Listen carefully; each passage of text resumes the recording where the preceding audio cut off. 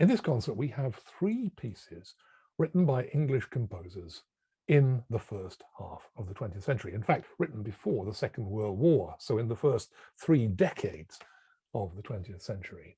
Is the name Frank Bridge unfamiliar to you? Well, maybe you've heard of him as the extraordinary teacher of Benjamin Britten, a teacher who opened Britain's eyes to all sorts of new possibilities in terms of continental modernism and things like that. But Bridge was a really very fine and original composer in his own right.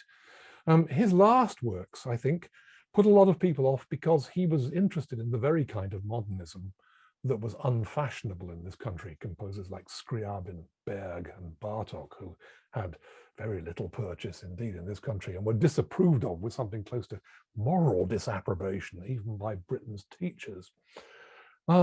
But this is an earlier piece written before the First World War, which was the big turning point in Bridges' life and turned him into a kind of angry pacifist, you might say. It's a very elegant, beautifully conceived, romantically inflected piece. At the same time, you can sense that Bridge is a remarkable, I was going to say craftsman. No, he's an artist of incredible sophistication and delicacy. It's beautifully written, this piece. Not as demonstrative as Elgar or Vaughan Williams. He's more inward looking than that. But that means that he's worth taking the trouble to get to know. And I hope this will kindle a spark of interest in you to go and explore Bridge, because there's a lot of very, very fine and unusual music there. After that, one of the greatest favorites in the English repertoire, Elgar's Cello Concerto. There's always a strong tendency towards melancholy in Elgar's music. You know, when there's a contrast, isn't there, between the picture you see of the self-made Edwardian gentleman with the military-looking handlebar moustache, always looks very confident, who sometimes appeared like that in public, and the very self-doubting, rather unstable character that people who knew him well saw as well. The Cello Concerto was the last major work that Elgar finished in 1919, just at the end of World War I. In a way, World War I brought to an end that great Edwardian period in which Elgar had so much come to his own and found his voice and achieved its staggering popularity and critical esteem. It's almost as though he sensed that that world, his world, was over and something much more uncertain and uninviting was around the corner. Something else was about to happen too that contributed to Elgar's last near silence. His wife, older than him, Alice, who in many ways was more like a mother than a lover. And there was a lovely story I heard recently when I visited one of the houses he lived at in Malvern, that Alice used to get up very early in the morning and rule out the bar lines on Elgar's manuscript paper and say, now you've got to finish those before lunch. She also had his desk moved so that he couldn't look out of the window instead of composing, which I think is very, very funny. She was to die the year after Elgar completed the Cello Concerto. In a way, that was almost the end of him until the very last years when a kind of resurrection began. But this Cello Concerto feels in many ways like a kind of valedictory work, a work of farewell. There's an intensely sad, nostalgic quality to an awful lot of the writing. And interestingly enough, in the slow movement, I hear a strong echo of the composer Elgar described as his ideal, Robert Schumann. And of one piece in particular, the little piano piece from the suite Kinderscenen, Scenes of Childhood, called Toimeri Dreaming, in which Schumann imagines a child lost in dreams, daydreams by the fire. Elgar himself was very prone to daydreaming, very prone to nostalgia, very, very always looking back fondly and regretfully on his childhood. And I think you can sense that particularly in the slow movement and also in the heart-rending solo accompanied cadenza that occurs just before the end of the concerto. But there's also that resolute side of Elgar too. There's a very strong kind of Edwardian march in the finale, as though Elgar is trying to tell himself to pull himself together. And at the end, that march rouses itself just before the end to end the concerto. But very unusually for a romantic concerto, Elgar's Cello Concerto ends in the minor key, not E major, but E minor. It's got a kind of defiant, energetic, brusque, but still melancholic character to it. It's almost as though Elgar has drawn the two sides of his character together in the final bars of this concerto. But it is, as I said, a lovely piece. And I heard a story, or read a story a little while ago, which I thought was absolutely lovely, about the long, beautiful, winding theme in the first movement that starts, as it were, high up and slowly descends onto the bottom string of the cello. Elgar apparently strongly connected this in his mind with his beloved Malvern Hills, which I can actually see from my studio here as I'm writing. On one occasion, he turned to a friend not long before he died and said, "If you hear that tune as you're walking up on the Malverns, don't worry, it's probably me somewhere." I love that. And I think it's a kind of that combination of wistfulness and playfulness, of defiance and sadness, of resolution. It's a very rich work that lends itself to all sorts of interpretations. And it's also superbly written for the cello. Cellists love to play it, which is another reason why it's so deservedly popular. Finally, Vaughan Williams' Job. Now, if you talk to people who really know their Vaughan Williams, many of them will tell you that they think that Vaughan Williams' Job is his greatest achievement. But it's still not very popular. One of the reasons is, I think, because it's difficult to program. A big ballet score that isn't very well known, quite expensive to put on, and a bit of a risk maybe in the concert hall. And yet I think I'm so glad that this has been put on here, because it really is an absolutely remarkable piece. And it's a piece that tells us a lot about what an incredibly rich and complex composer Vaughan Williams was. Vaughan Williams based the ballet on some beautiful engravings, illustrations William Blake had created to illustrate the story in the Bible of Job. Now, for those of you who don't know the biblical story, what happens in this remarkable book is that Job is a man much beloved of God and a very prosperous man. He seems to have it all. And one day Satan comes to the throne of God and says, well, it's all very well. Job's bound to praise you since things have been going so well for you. What if things go badly? Do you think he'll still praise you then? And rather remarkably, God says to Satan, okay, do your worst, let's see. And Satan throws everything at Job.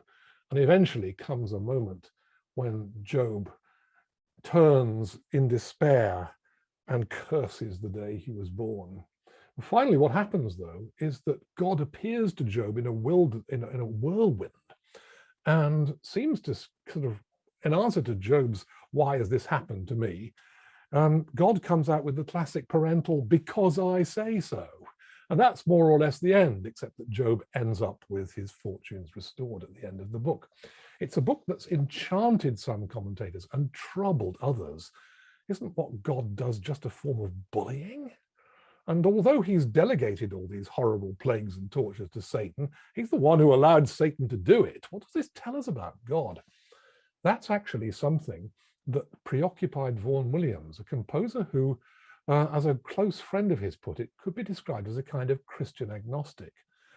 Vaughan Williams started as an atheist as a student, but then gradually going to hear church music, particularly in the nearby Ely Cathedral, he came to the conclusion that there was something in religion, even if it wasn't, as we'd say nowadays, what it says on the tin.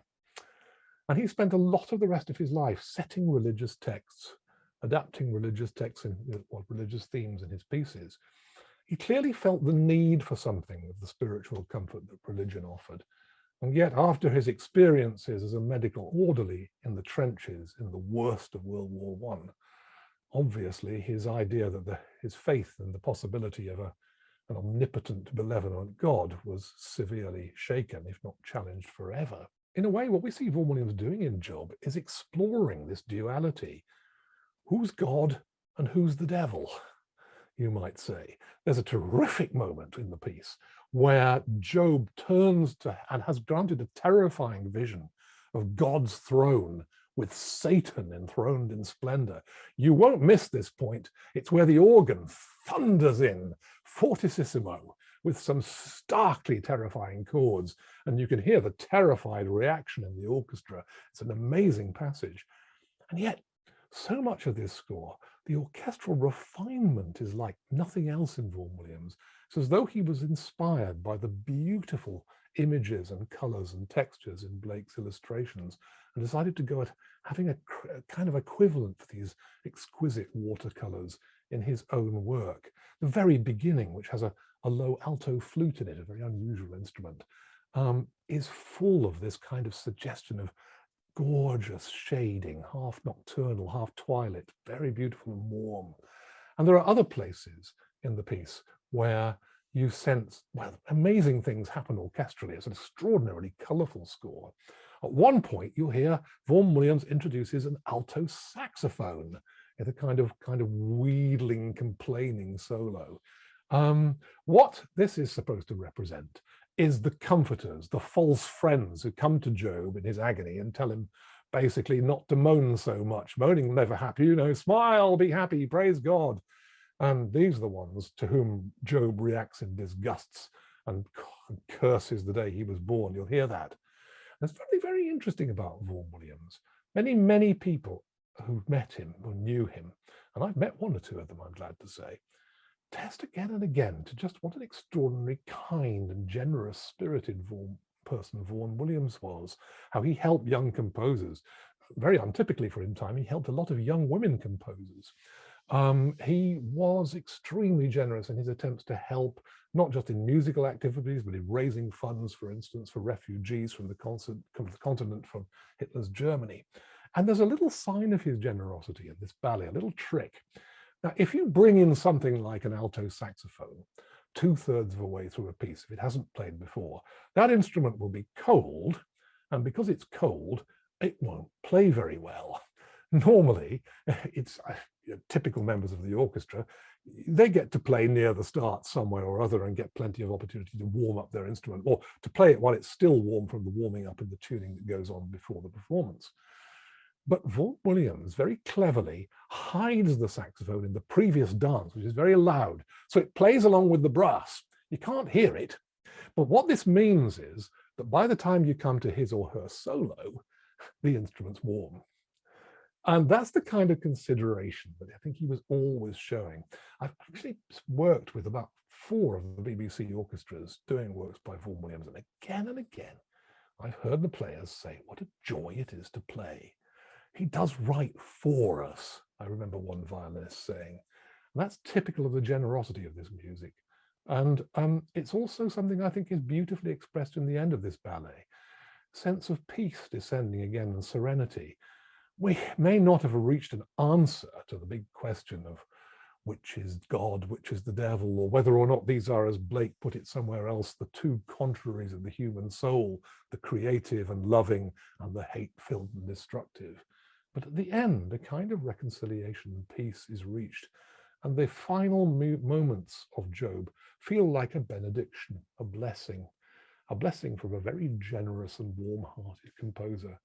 And that's another reason why I think we should all be enjoying and appreciating and celebrating Vaughan Williams at the moment.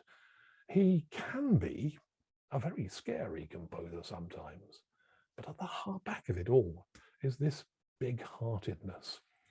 And after all, consolation is one of the things that we value music for too, isn't it?